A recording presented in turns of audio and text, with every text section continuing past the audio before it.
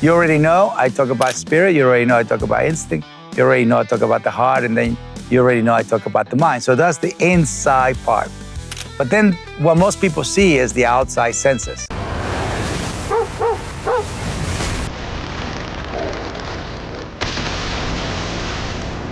Three dog training exercise we should do with our dogs every day.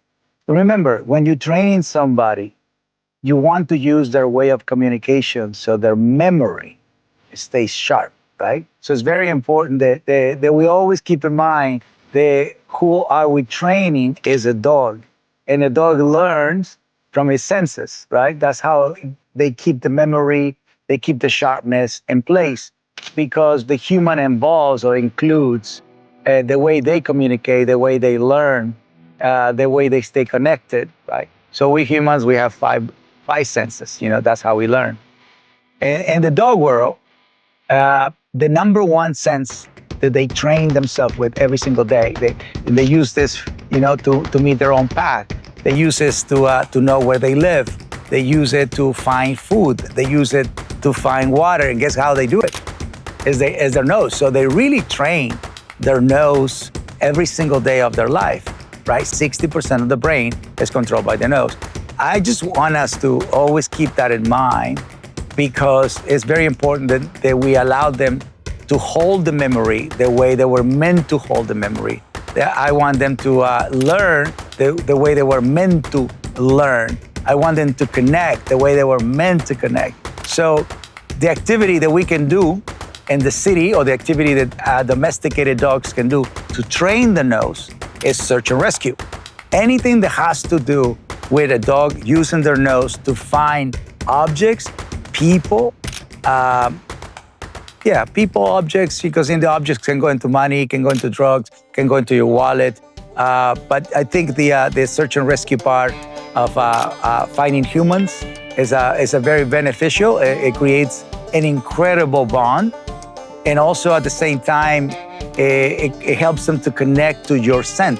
And your scent literally is your name and the animal, or your last name, because your whole family has the same scent. So I would suggest to do a lot of dog training, search and rescue activities with your dog, where the whole family is included, or one human at a time, and the other members of the family holds the dog back, and the dog goes and find the person, or find the object, or find the ball, right?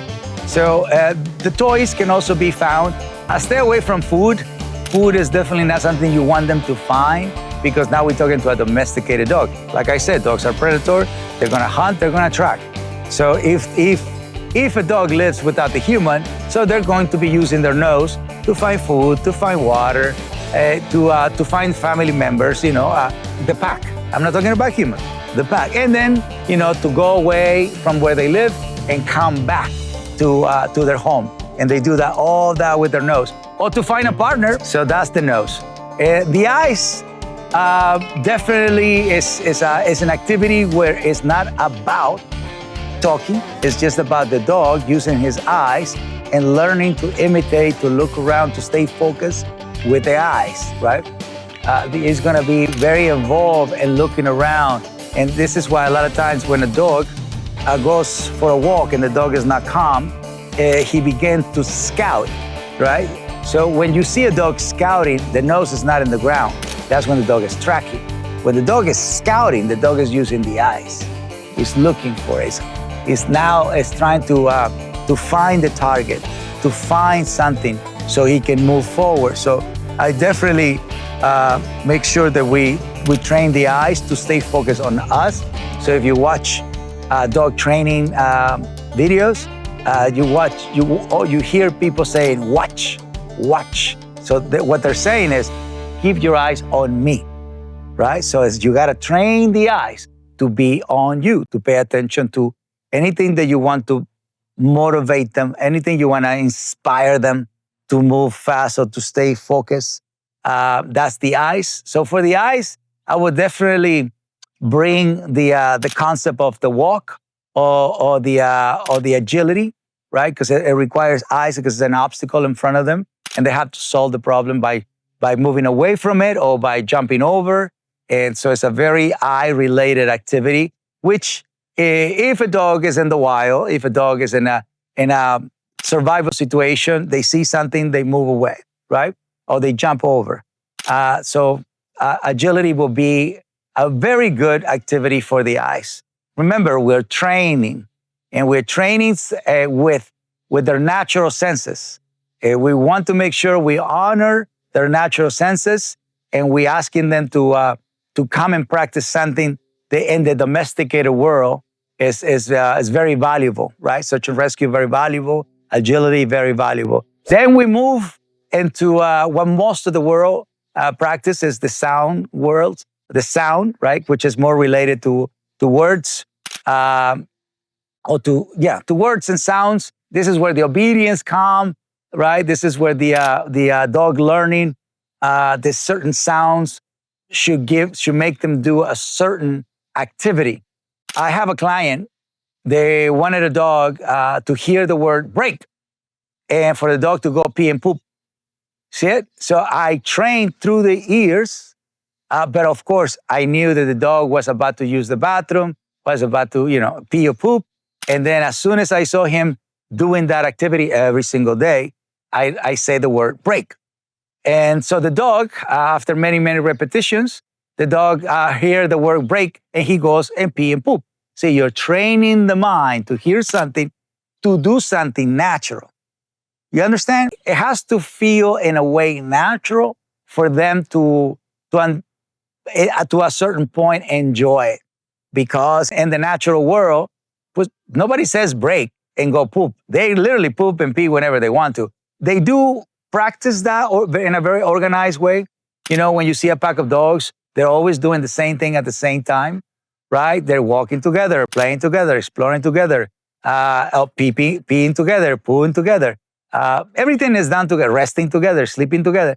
Everything, the whole pack system is something that they do always they're very organized. So this is where the sound comes in. It comes in when you want to condition the dog to hear a word, but you want a natural behavior, such as sit, right? Sit. They know how to sit. They don't need to be told how to sit. But the human loves, to tell a dog to do certain things, because this is how you and I, we communicate, right? We do a lot of ears and we do a lot of eyes. Most of our learning experience is tactile, is what we hear and what we see, right? And of course, the most important for me is what we feel, right? But at the end of the day, anything that you're teaching from the outside, the senses, nose, eyes, ears, don't forget the energy, because that's way more important that you training the dog. The human needs to be trained how to have good connection, good communication, good relationship, and eventually create something new that a dog will never think that such a training is available. Search and rescue, agility, or obedience, right? They don't know that those things are available or they exist into the human. Comes into the picture, and the human has a different desire about memory, a different desire about learning, and about connection. I think it's super fun, but don't forget that it's an order of how they learn and why it's important to train a dog nose, to train a dog eyes, and to train a dog ears. And eventually you can do all of them together.